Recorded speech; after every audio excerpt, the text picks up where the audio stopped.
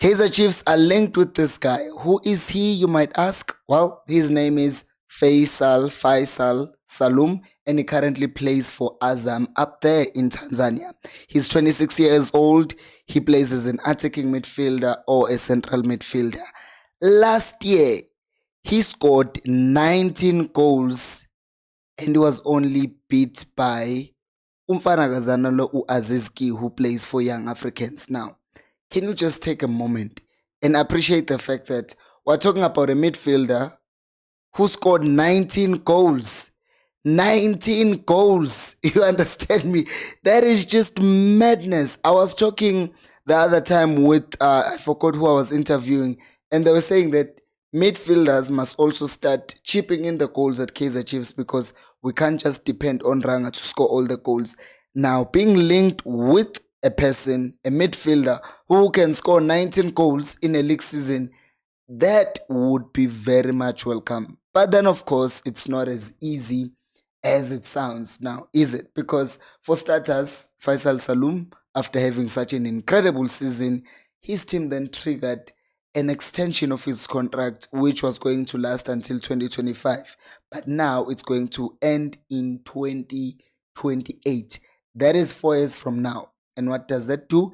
It gives the team, Azam, leverage when it comes to negotiations because they're not just going to sell him as easy as you think. And right now there are talks. Joshua Hendricks reported this, that hey, there is a 36 million rands buyout clause for him. So if Kaizer Chiefs have 36 million rands lying around, they can go get him. But I also have my doubts with this still happening. Why am I saying that? Because the other thing that is happening with him is the fact that he is a player who is also in a situation whereby he is in a long-term contract, 4 years remaining on his contract. But over and above that, there's also the fact that he is kind of not been reported by other big publications. Like when I see these, like about Tiski Times, about Lorenz or Abum Togozi Duba Lapakfa post reporting about this, then I become more confident. But none of the big publications have said anything about this yet. So I wouldn't say let's be optimistic and think the guy is coming, because I don't think it's as easy as that, because pricing wise, I think it's going to be very difficult. Now, the other second thing that is important is that Kaizer Chiefs have indeed confirmed the appointment of the one, the only, Cedric Kaze. So yeah, Kaizer Chiefs have appointed Cedric Kaze, and is the new assistant coach of Nazruddin Nabi. These two guys work together at Yanga. In case you did not watch that other video, they won 6 trophies together. And my man, Lona, guys, can I just say, he's more qualified than some of the coaches who are head coaches in their teams. He has a KFA license, which is just a level below the KF Pro, which is the highest in Africa anyways. And then the highest is the UEFA Pro, obviously. But there is the equivalence, because I was checking this. So he's qualified. Also has the German A license. But on top of that, he went to Canada. He worked there. He went to La Masia in working for Barcelona. His CV is just glowing, and the fact that he has an understanding and he has worked with Nabi means things will continue being what Nabi wants for his team, right? And while we're here, help me reach 50,000 subscribers by the end of this year. Let's do it, guys. I know we can do it. There are people who are watching who are not subscribed. Do it. It's free. And also, if you have subscribed, you can just like the video, right?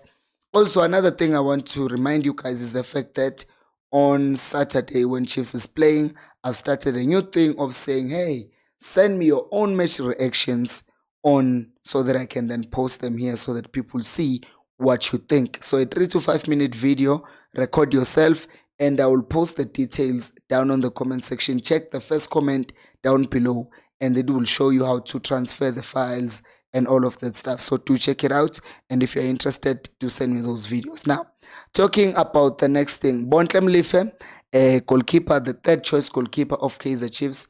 Not really 3rd choice, 4th choice, because We have Ntwari as number 1. We have Vuma or Brendan as number 2 and number 3. And then Ubontle Mlife as number 4.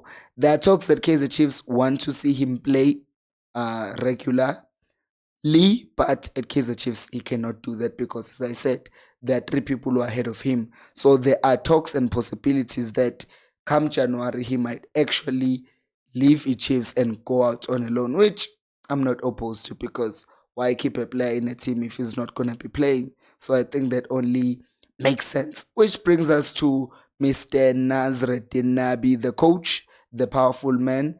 I don't even have words. But anyways, Nabi has reported, has given us an update about our game that we're playing on Saturday. And there are good news and bad news.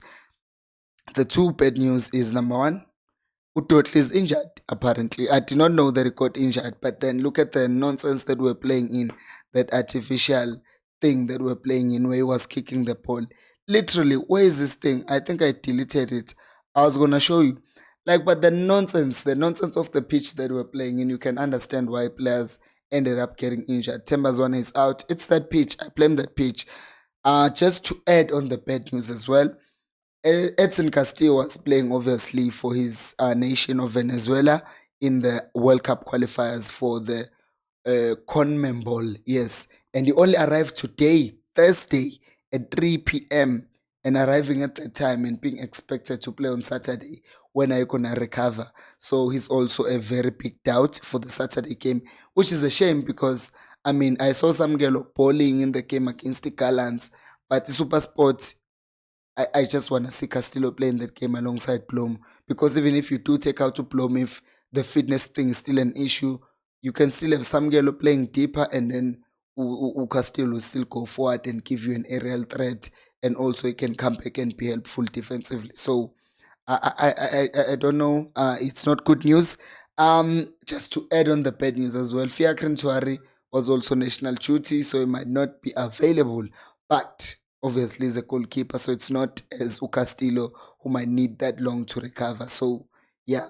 And then the other thing that might just be good news is the fact that Gaston Sereno is a 50-50. Nabi says that there's a possibility of him playing. They're hoping that he recovers on time so that he can play on Saturday, but then there's that possibility that he might not play. So we're hoping. And I'm going to say this.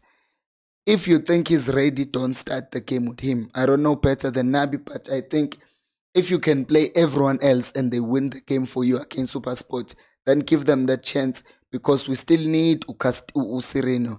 The one thing that I wouldn't want is for us to force Sereno to play on Saturday and then his injury gets worse and then he's not available for an even longer time. But what do you guys think about Kaizer being announced? What do you think about Feisal Salum being linked to Chiefs? Do you think Chiefs can break the bank and actually pay that amount of money?